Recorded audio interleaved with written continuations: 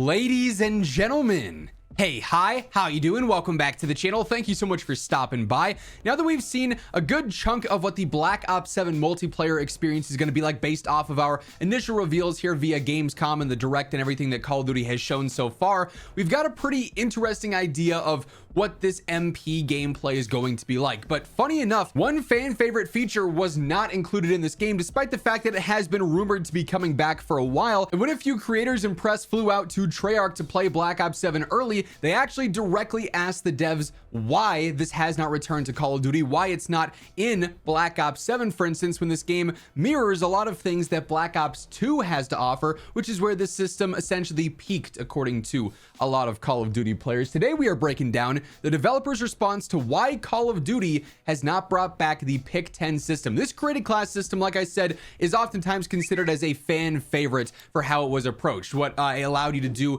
in your loadouts with your class setups, run a bunch of perks, but forego a secondary or stack up your weapon with attachments and not use as many perks. There were some really cool ways to go about it. Now, in modern COD, I do think you'd have to tweak it to a certain extent to make it balanced across the board, especially when you factor in Warzone and what that would mean for loadouts and stuff. But this has been a highly requested thing year after year after year. We've never really got a direct answer as to why this has not ever returned. And now comicbook.com reports Cade Onder is the writer here, saying one of the developers for Black Ops 7 has now explained why the franchise has not brought back the beloved Pick 10 system in nearly a decade. If you're not familiar, Pick 10 was introduced in Black Ops 2, where you could have 10 items in your loadout. This allowed you for more customization, allowing you to sacrifice things like lethal throwables in favor of more attachments. A wild card could give you a second primary and more. You had to be much more cognizant of how you build out your loadouts, but it was something players responded strongly to. This kind of returned in Advanced Warfare's Pick 13. Funny enough, Sledgehammer devs have also come out and said, yeah, Pick 13 was not it. We kind of screwed that up. And of course, we've never had it since then. This article actually kind of just addresses what I mentioned there. Some speculated it was because Warzone and a system like that wouldn't really fit in Battle Royale. Pick 10 in Battle Royale could be a little bit strange.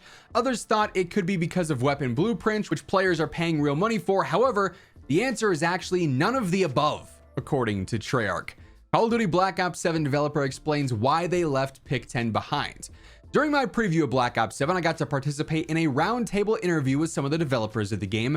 Treyarch design director Matt Scrance was asked about how the team decides what to bring back from old games, especially since Black Ops 7 is a bit of a spiritual successor slash sequel to Black Ops 2. A lot of gameplay is inspired out of Black Ops 2. A lot of content is inspired out of Black Ops 2. Really, it kind of feels like we're seeing a mixture of Black Ops 2 and Black Ops 3 in one game. It's a little bit more futuristic like Black Ops 3, with gameplay being a little bit closer to Black Ops 2, some slight movement upgrades. The topic of Pick 10 was brought up in this. Scrance talked a bit about how the system requires too much thinking for the average player, and he doesn't believe it's actually better than the current loadout creation mechanics. I will say the current loadout creation mechanics are very straightforward. You've got either 5 attachments or 8 attachments. You can load up a gun, and then you've got options everywhere. So you've got a little bit of something everywhere for your loadout. Primary, secondary, perks, equipment, the whole nine, right? Which is very straightforward. However, we've also seen things like Vanguard, where every gun could have 10 attachments, and I personally think that was a little overkill, right? But it still existed, and it wasn't overly complex or anything. You still had options for your secondary, your perks, your equipment, etc. There is maybe a little bit more complexity to a Pick 10 system, because you have to think, okay, do I really need a secondary, or am I better off using another perk so I get better movement or something? Do I really need a tactical grenade that I don't spam that much, or could I be better off using an extra attachment on my gun? I don't think that's necessarily too complex here, but to say the current creation system is objectively better is an interesting take. That being the main reasoning is certainly a bold statement. I don't think there's much excitement in the current way that you build loadouts. Like Battlefield 6's 100 attachment point system, I think is really cool.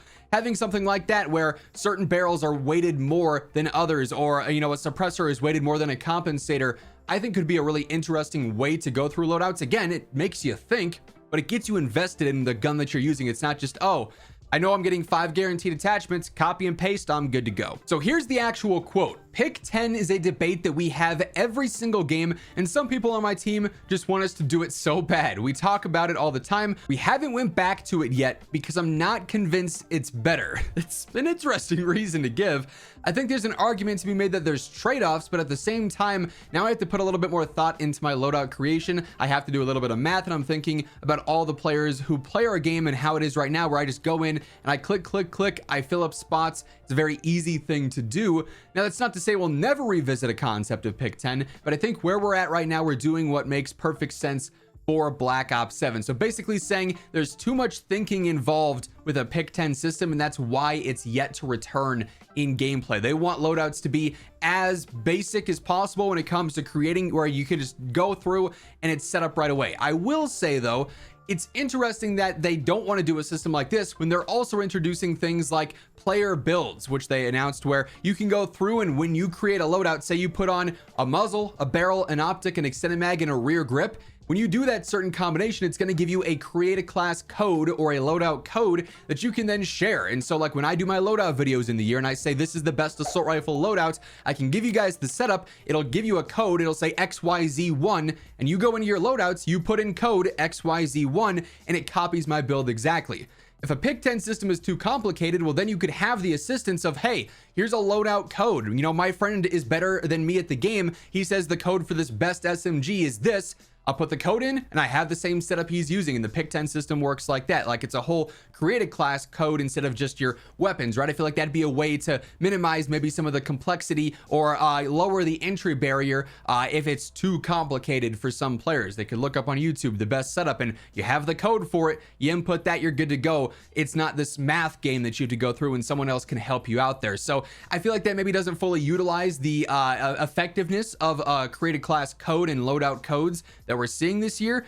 I do understand the points, but maybe it undermines what Call of Duty players are looking to invest in a created class. This article wraps up by saying it sounds like the pick 10 system probably won't make a return under Treyarch. I definitely, based on those comments, would not expect Treyarch to test this out. Maybe Infinity Ward gives it a go with Modern Warfare 4. Maybe Sledgehammer gives it a go. There were rumors that Sledgehammer Games Modern Warfare 3 once had a pick 10 system during development, but that was actually cut from the final game. Perhaps a different studio could utilize it. Either way, it's good to finally get a clear answer as to why it's not in Black Ops 7, though I imagine it won't satisfy everyone. Personally, I'm not in love with that answer by any means, but it's an answer. I mean, I guess it's nice to have a response now to it, and an actual direct address as to why the pick 10 system, one of the most classic, most beloved systems in Call of Duty history, has not returned. It's better than just guessing, oh, they're not doing it because this, they're not doing it because that. Now we have it official. The devs think it's overly complicated for what Call of Duty is trying to be these days, which is essentially appeal in mass to the most casual of players because that's their largest target demographic, basically. But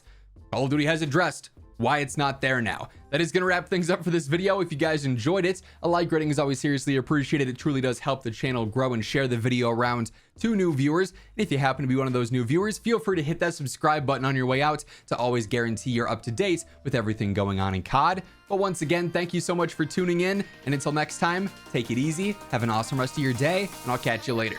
Peace out.